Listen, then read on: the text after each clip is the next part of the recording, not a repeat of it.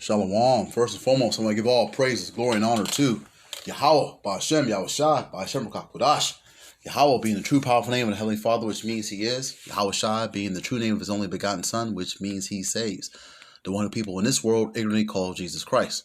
Ba'Shem in the name, Rakah, Holy, Kodash, Spirit. I want to give double honors to the elder apostles of Great Millstone, along with the bishops, regional heads, and elders who rule well, and salutations of much love to the rest of you sincere Akim, pushing word in truth and sincerity. This is the Cleric Azar coming to you with another lesson, and I am continuing in my lot to bring you my ongoing series from Excerpts of Hollywood. This Factory of Perverseness, another observation of predictive programming, how art imitates life and vice versa. Just a reminder, the purpose of my videos is to show correlations. A correlation is an observation of a mutual relationship or connection between two or more things. I use movies to extract or extrapolate a narrative, and I'm not glorifying the Hollywood culture or life. I have a high knowledge of films, whether they be foreign or domestic, and I just use them as an example to bring out those similarities and those correlations. To quote Cecil B. DeMille, the greatest source of material for motion pictures is the Bible. I'm going to be calling this lesson, Everybody is Family Until They Are Hungry. And basically, I was inspired by this lesson by watching the movie X-Men 2, or X-Men United, I believe it's called. And it was released back in 2003, directed by Bryan Singer. And I already did a lesson on this previously, and I just was continuing to watch the film, and I forgot about this whole particular scene. Well, spoiler alert, if you haven't seen the movie, but basically, there's an attack on the president in the White House, and so the president has reacted by coming down upon the mutants, because the mutants were blamed for the attack. Okay, now this happened also in biblical history as well as secular history. When Rome was set on fire, it was the Christians were blamed for that. Meanwhile, the Romans actually did it. Okay, but in this particular movie, the mutants are being blamed, and the whole world's against them. You know, the police, the law enforcement, and so forth. Okay, and of course, the X-Men are racing to the end to clear their name. All right, but unfortunately for the elect of Israel, they're not going to have that chance. Okay, the ultimate judge is going to have to come back and set things in order, and that's going to be Yahweh Shai. Okay, during World War III. Okay, but most likely we see what's happening in the news currently, and with different Israelite sect groups going out there and placing blame on the ministry. What's going to happen? And, well, I'm just speaking as a man. What could happen is ultimately they can actually say that it was these black Hebrew Israelites, and I'm just saying the name black, even though we're all different shades, different colors, and we also know that there's Israelites that scattered all amongst the heathen, so they're going to look like every nation that's out there. But pretty soon, the ones that have been pushing this truth and been on the highways and byways, they're not going to be able to go out because they're going to be wanted men. They're going to be betrayed like their family members, and just like in this particular movie, Iceman was on the run, and he was with Wolverine, Rogue, and Pyro, and they happened to stop at Iceman's house, and you can see the look on his brother's face when he sees his brother. It's almost like he already had some type of jealousy or hatred toward him before this whole event happened, because he may have known that his brother was a mutant. I need to go into the comic book history to really verify it, but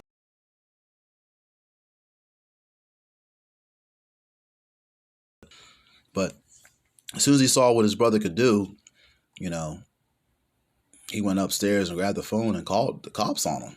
And the cops showed up, and they shot Wolverine in his head, and and as they were leaving, of course, they got saved by Halle Berry's Storm and Famke Jensen's Jean Grey. But by the time that was happening, they were already fighting with the cops, and Pyro was throwing fire around and so forth. Okay, but you got But hey, this was going to happen in real life to some members of the elect, not all. Okay, but Yahweh Shai did warn us of this, and this is why I'm telling this lesson: everybody's family until they are hungry. Because if there's a worldwide or a nationwide event to the point where the food is scarce and there is a famine, people are going to do what they want to get a mouthful of food and get their stomach fed. Okay, but like I said, Yahushua did warn us of this. I'm going to go into Matthew chapter 10. I'm going to skip around a little bit, but I'm going to start at verse 21. This goes strictly to the point. And the brother shall deliver up the brother to death, and the father the child, and the children shall rise up against their parents, and cause them to be put to death. And ye shall be hated of all men for my name's sake, but he that endureth to the end shall be saved. Okay, so like I said, this right to the point. The brother shall deliver up the brother to death. So I remember when I was speaking and I woke up and I came to tell my family, one of the main people that had a problem with the truth was my brother, because in this world, he's done very well for himself, and he's done his homework and did what he was supposed to do according to what this world says.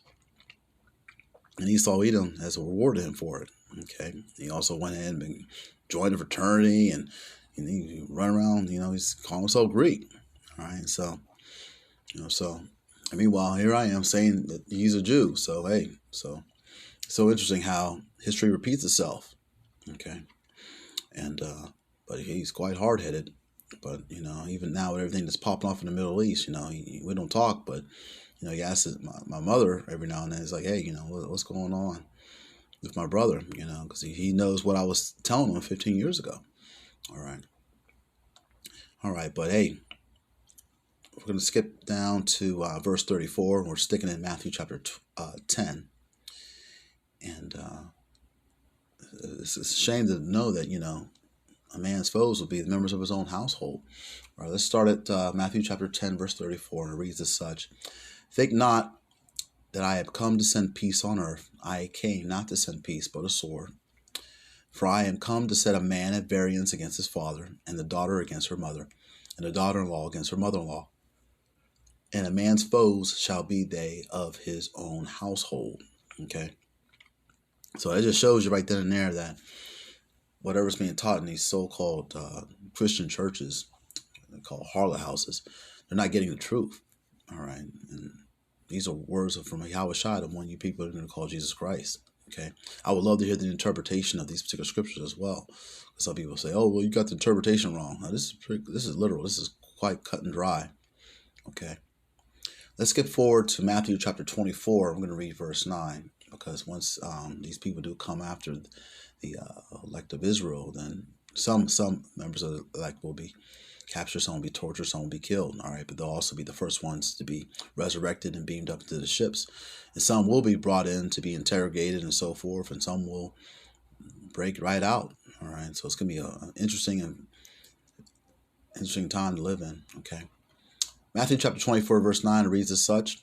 Then shall they deliver you up to be afflicted, and shall kill you, and ye shall be hated of all nations for my name's sake. Okay. All right. So, because basically the elect of Israel has basically excised themselves from the world, and they have hatred of the world. Okay. And the book of John will back that up, because Yahushua spoke of this, and Yahushua even said that, he wasn't of this world. Okay. John 15, verse 18. If the world hate you, ye know that it hated me before it hated you. Verse 19. If ye were of the world would love his own. But because ye are not of the world, but I have chosen you out of the world, therefore the world hateth you. Verse 20. Remember the word that I said unto you. The servant is not greater than his Lord. If they have persecuted me, they will also persecute you. And if they have kept my saying, they will keep yours also. But all these things will they do unto you for my name's sake, because they know not him that sent me. All right. So that clears it up right then and there. A lot of people will think, oh, everyone loved, everybody loved Jesus. No, you don't understand the story. Okay, you gotta unlearn what you learned. You gotta reread it again. A lot of people have not taken time to do that. All right. And the servant's not greater than his Lord. All right. And that means, hey, if he had to go through it, then there's a chance of, and not necessarily go through it as far as the crucifixion is concerned, but the persecution,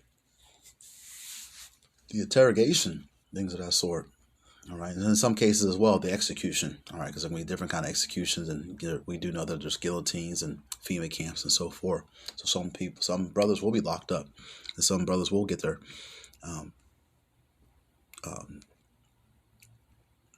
they will get their head in the guillotine. Okay.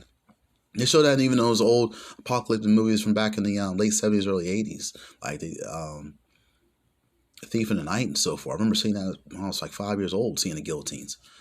Okay, so I've been on my watch, not necessarily through the truth, but I knew about the guillotines and going back to I was 5 or 6. Okay, and I think I'm going to end it on that. I hate to end it on such a gruesome thing, but hey, everybody's family until they're hungry, and who knows what's going to happen. That's going to make a lot of our household family members just totally go turn a 180. You know, but hey, this is the Most High that's totally behind it on the left and the right side. All right, but I just wanted to share that. Lord willing, this lesson was edifying. I want to give all praises to Yahweh B'Shem Yahushua, who gives me the strength and the spirit to continue to strive and endure in these last days. Shalom to the hopeful elect, and on to the next video.